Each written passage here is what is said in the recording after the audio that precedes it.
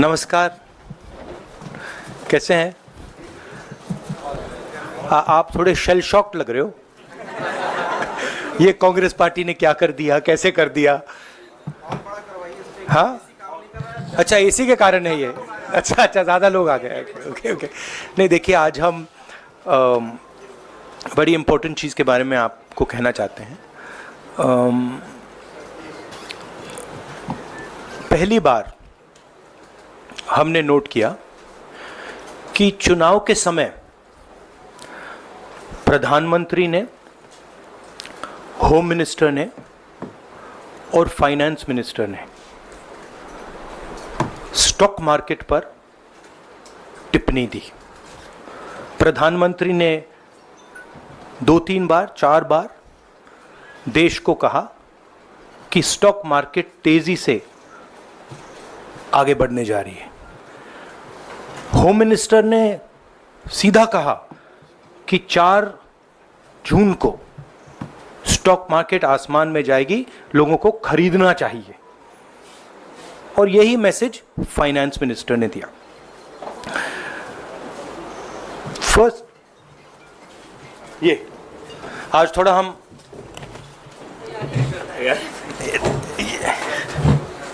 तो ये क्रोनोलॉजी है।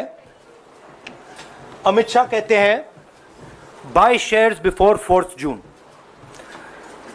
19 में नरेंद्र मोदी जी कहते हैं stock market will break records on June 4।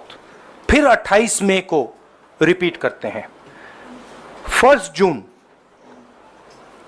Media झूठे एग्जिट पोल रिलीज करती है।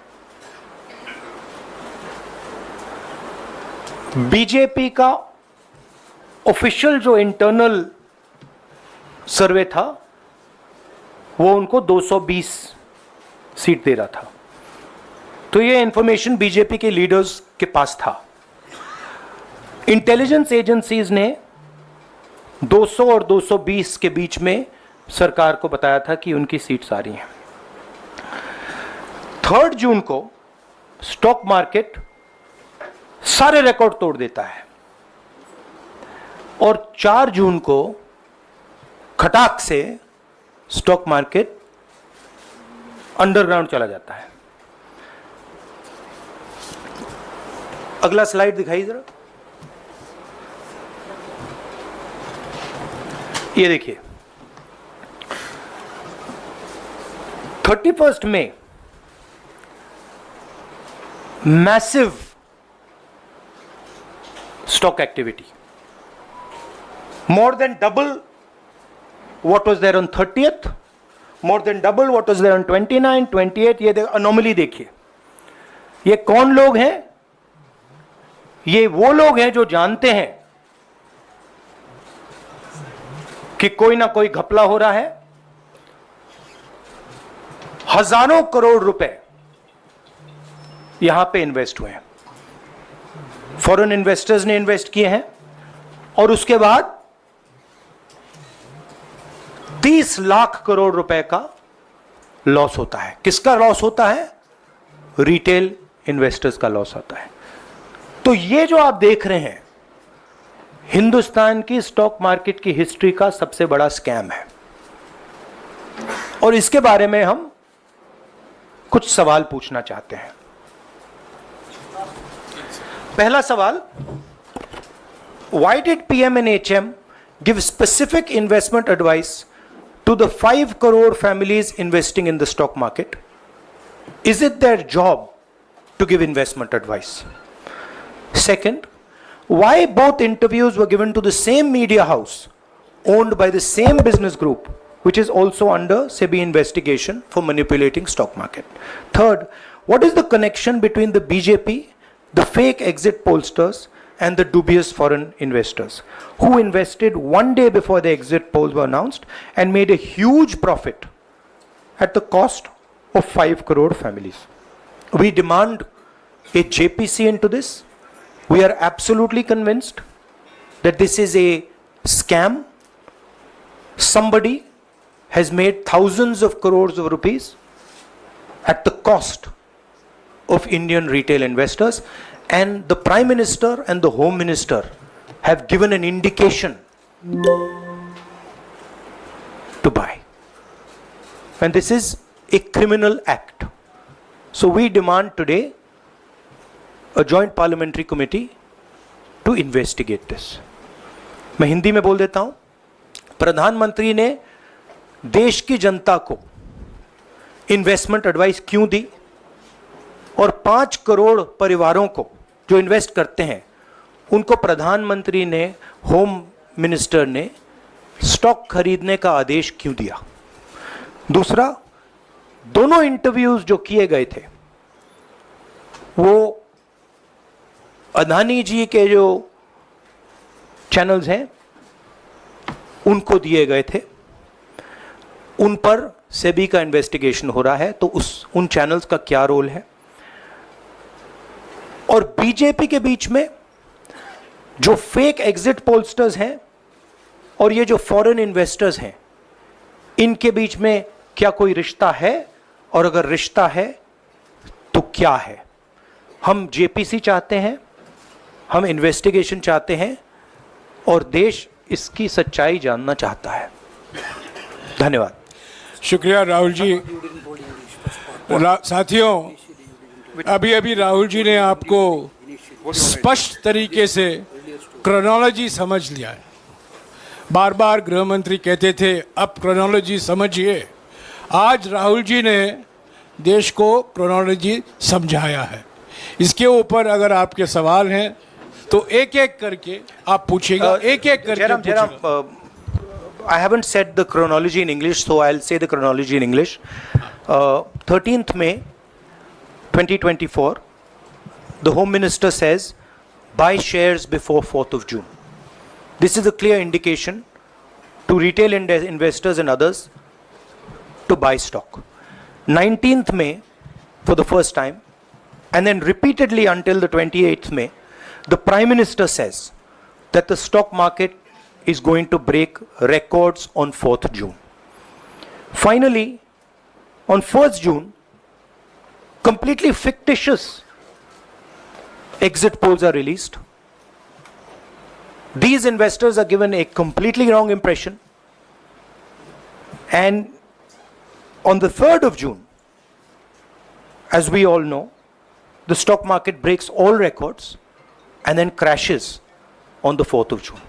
Whoever has made money as the stock market rose and also as the stock market crashed. And we are interested in having a joint parliamentary committee, a JPC, to investigate the role of the Prime Minister, the role of the Home Minister, role of BJP members, and also those people who have done these fake exit polls. And finally, we want to understand who are the people, these foreign investors, who did these trades. So we want an investigation for that. शुक्रिया राहुल जी। हाँ संजय। राहुल जी, इससे पहले भी आपने Adani issue पे JPC पिछली लोकसभा में मांग की थी, तो क्या आप चाहेंगे कि ये इशू और हिंडनबर्ग इशू दोनों कंबाइन हो और दोनों की जांच हो?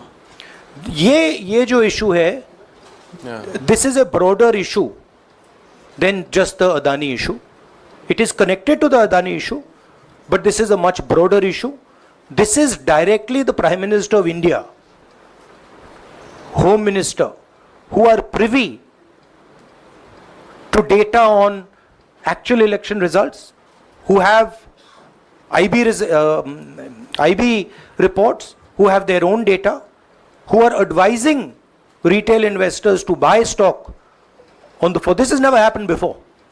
And by the way, the Prime Minister has never commented on stock market before this. This is the first time the Prime Minister has commented, very interestingly, and multiple times, one after the other, saying that stock market is going to boom, stock market is going to boom, stock market is going to boom. And at the same time, he has information that the exit polls are wrong. He has information that he knows what is going to happen because he has IB data and he also has his own party data. हाँ जी रवि। राहुल जी, मेरा सवाल यही है कि जी news ने भी ये सारी चीज़ बताई है जनता को कि कई चैनलों ने मिलकर ये सब चीज़ किया है, जिस तरह से एग्जिट पोल करके लोगों को गुमराह किया है, जिस तरह से शेयर बाजार में सारा कुछ हुआ है, जी न्यूज़ ने भी इस मामले को उठाया है और बताया है। और आपके कहने का सीधा अर्थ है कि अडानी को इसका फ़ायदा उठाने के लिए किया गया है? नहीं, मेरा कहने का ये अर्थ है कि उसमें अदानी इन्वॉल्व हो सकता है, मगर ये अदानी से बहुत बड़ी चीज़ है। इसमें बीजेपी के सबसे बड़े नेताओं ने कहा है, रिटेल इन्वेस्टर्स को मैसेज दिया है कि आपको स्टॉक खरीदना चाहिए। उनके पास इंफॉर्मेशन थी कि एग्जिट पोल्स गलत हैं, उनके पास इंफॉर्मेशन थी कि बीजेपी को फुल मेजॉरिटी नहीं मिलने वाली है, और वो जानते थे 3 जून को और 4 जून को क्या होने वाला है। कितने का 30 लाख, कितना 30 लाख करोड़ का नुकसान हुआ है? कितने का? 30 लाख करोड़ रुपए का नुकसान हुआ है और हजारों लाखों करोड़ रुपए का चुने हुए लोगों को फायदा हुआ है। और हम इंक्वायरी चाहते हैं प्रधानमंत्री पर, होम मिनिस्टर पर, जिन्होंने एग्जिट पोल किया उन पर, और ये जो फॉरेन इन्वेस्टर्स हैं उन पर। हाँ शेमिन,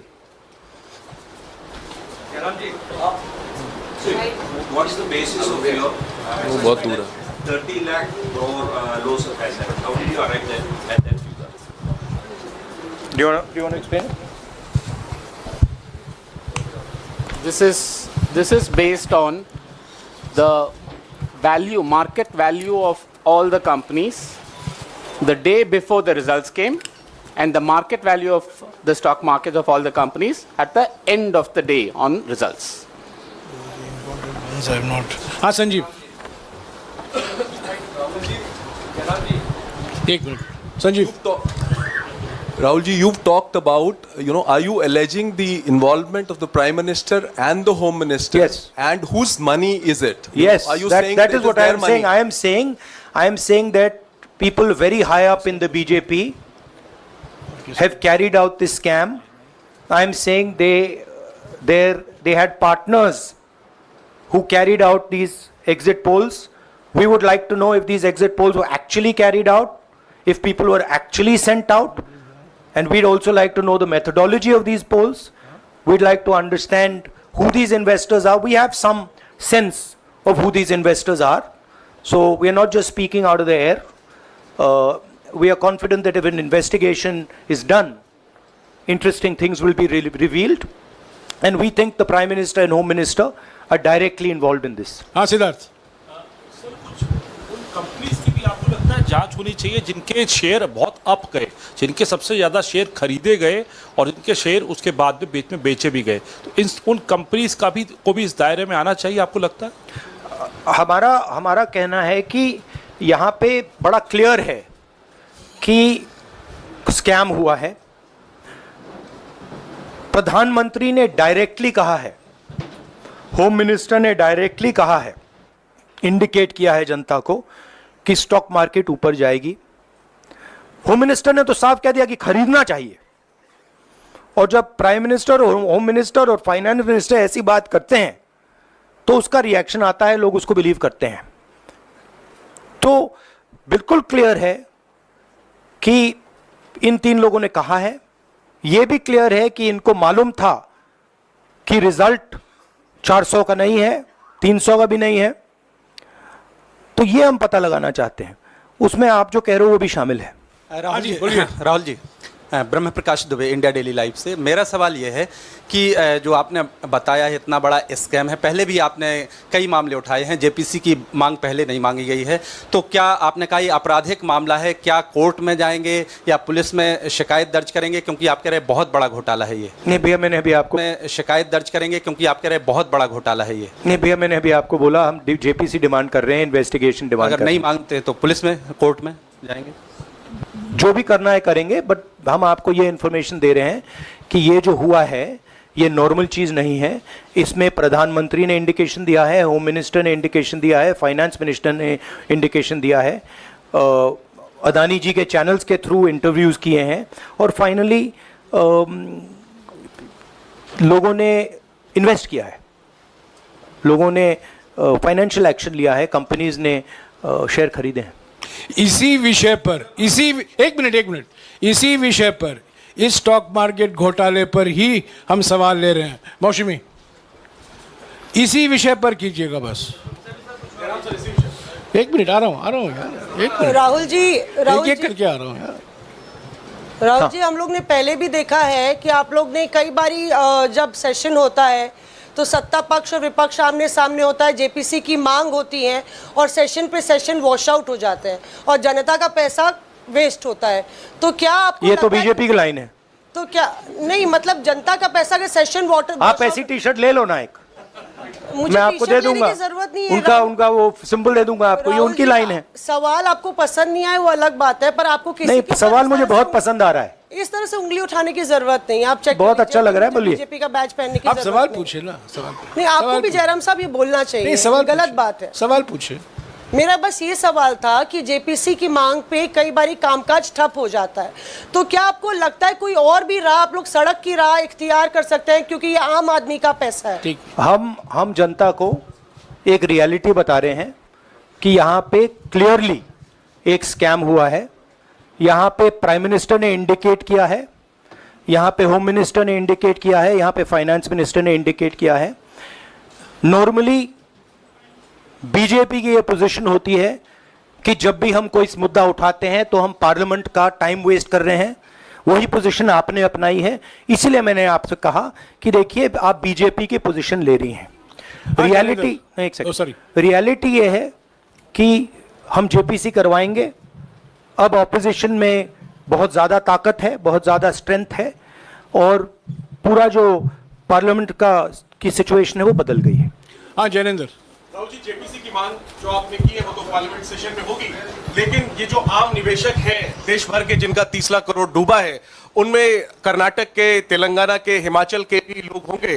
तीनों राज्यों में आपकी सरकार है। क्या राज्य की जो जांच एजेंसी है उसके जरिए आप जो उन राज्यों के निवेशकों का कम से कम पैसा डूबा है, ये जो आप पूरे नेक्सस की बात आप कर रहे हैं, गुमराह करने की बात कर रहे हैं, क्या वहां से कोई इसके बारे में कार्रवाई की हम उम्मीद कर सोचा जा सकते हैं? सकता है, सोचा जा सकता है, बट ऐसी चीज के लिए शायद जेपीसी सही औजार होगा।